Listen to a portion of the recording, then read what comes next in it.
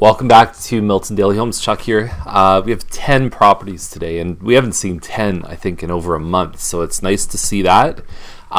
What I'm guessing is that for the rest of the week, we're probably not even going to be as high as that, but let's see what happens. It's hard to predict with absolute certainty, but we tend to ramp up second, third week of January is where we're really back to normal. Let's get started with today's list. Now, 318 Laurier is the first one. Now, we profiled one yesterday that needs some TLC, $50,000 less. I could do so much with $50,000. You've got a renovated kitchen here. It's nothing, it's nice. There's nothing wrong with it, but it's not super, it's not worth $50,000 by any means.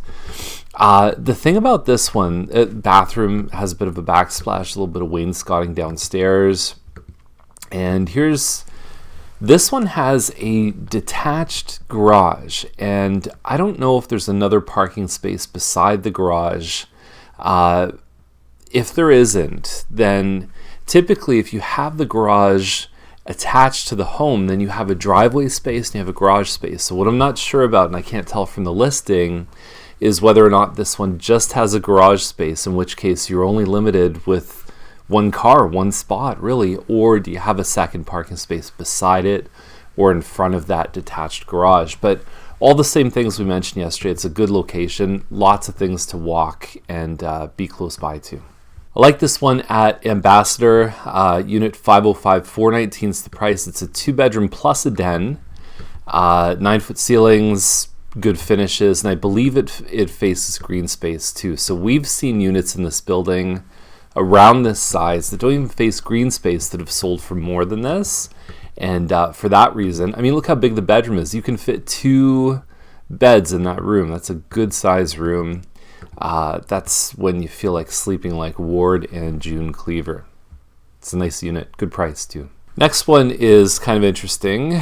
2183 15 Sideroad, Guelph Line and 15 Sideroad. I'm not sure what side of Guelph Line, but $549, you get 1,000 square feet of home and you get 2,000 square feet of workshop. So I think about, like a couple or a guy who's kind of running a business, or, like you've got 2.3 acres. Like I could see someone maybe like, drives a truck during the day, likes to kind of fiddle on mechanical stuff. That would be the ideal buyer for something like this. I mean, inside it's, as you'd expect, nothing fancy. You've got avocado colored appliances, but that's easy to fix. That's not hard to fix at all. There's your workshop. So I think this would definitely fit the right niche buyer. It's not that far from the 401. And the other thing that I'm going to put a link to down below is a pellet stove.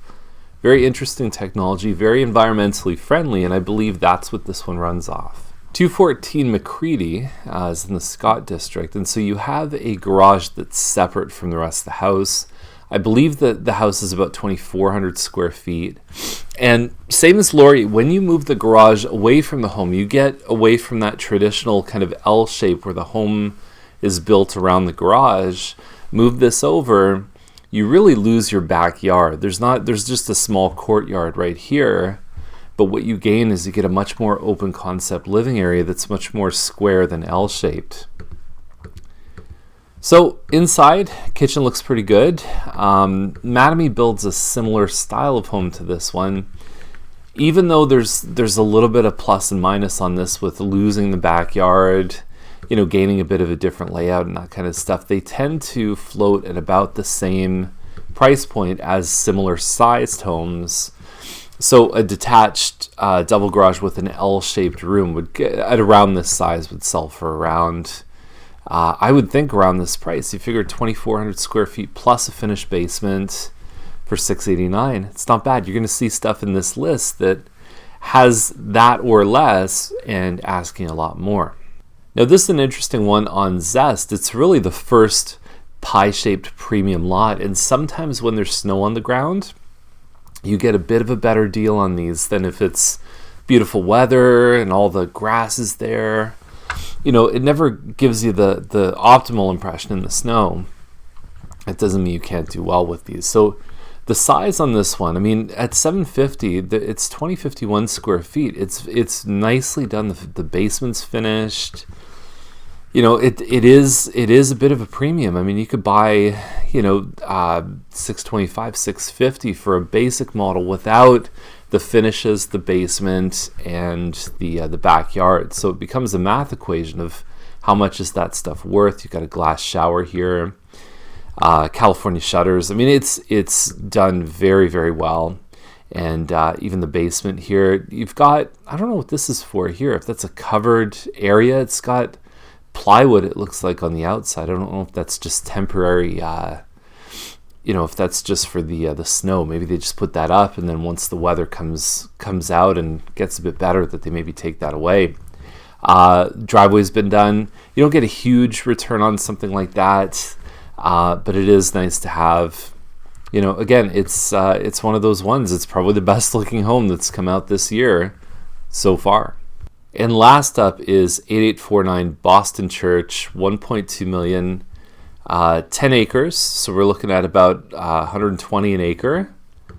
It is pretty close to town. They always post the worst pictures here. I mean, I think there's a better presentation for something like this, even just to show the aerials. So here's the thing. Here's where it is. So there's the urban area. Walmart would be just over here. And then you've got the movie theater and all the stuff. Right here. So this is Home Depot and then all the rest of it. All the area north of the 401 is business. This is zoned as agricultural. We've got some residential here, some nice big $1 million homes. And this is where the property is right there, 8849. You do have some green here. So some of your land might actually not be usable. I don't know where the house is here, but that's definitely something you want to look into. They talk about multi-residential here, more than one residential structure. Just do your homework. I'm not aware of anything in A1 that would indicate that's possible, but do your homework. It is very close to town, which I think will remain valuable for years to come.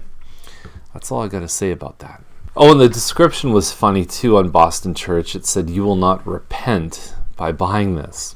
Interesting. I've always seen repent as a religious word, but maybe in the right context, it makes sense. So that's the list. If you have any questions, give us a call. And if you'd like to get started on some daily emails of homes, we can definitely do that. MiltonMarketWatch.com will get you there. And we can set it up for any area, not just Milton. So have a great day, and we'll see you tomorrow with more Milton Daily Homes. Thanks for watching.